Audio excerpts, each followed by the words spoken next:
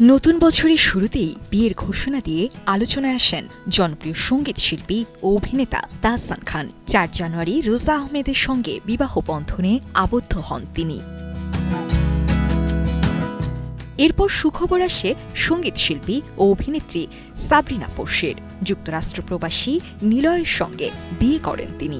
খুদে গান্ডাস থেকে শুরু হওয়া পরিচয়ের গল্প দীর্ঘ বিরতির পর পারিবারিক সিদ্ধান্তে রূপ নেয় বিয়েতে।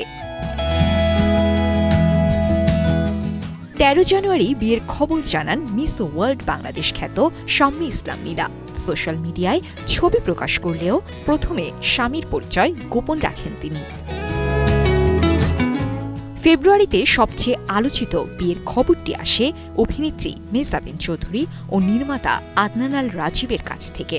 দীর্ঘ বন্ধুত্ব ও সম্পর্কের পর ভালোবাসা দিবসে আক্ত সম্পন্ন করেন তারা। ভক্তদের কাছে এটি ছিল বছরের অন্যতম আলোচিত শোবিজ বিয়ে।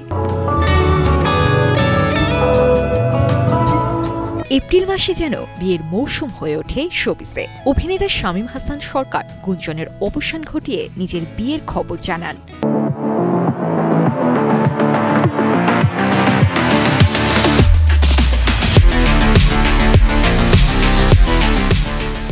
একই সময়ে বিয়ের ঘোষণা দেন কন্টেন্ট ক্রিয়েটর রাবা খান।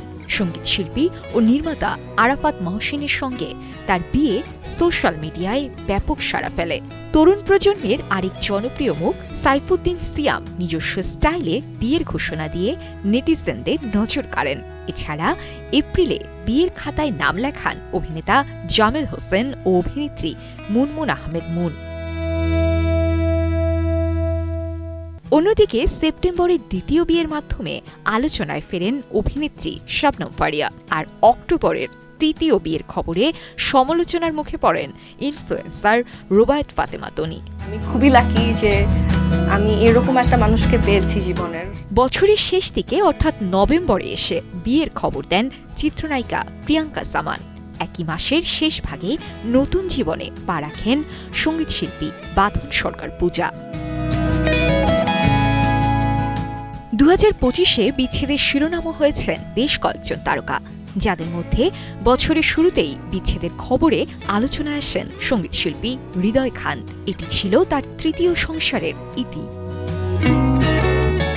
বছরের একেবারে শেষ দিকে এসে দীর্ঘদিন গোপন রাখা বিচ্ছেদের কথা প্রকাশ করেন সংবাদ পাঠিকা মমো ও অভিনেতা রাশেদ মামুন অপু। তারকাদের জীবন মানেই আলো আর ক্যামেরার ঝলকানি, কিন্তু সেই ঝলকের আড়ালেও থাকে বাস্তব জীবনের কঠিন সিদ্ধান্ত। 2025 সাল তাই শোবিজে থেকে যাবে ভালোবাসার শুরু আর সম্পর্কের শেষের স্মৃতি নিয়ে।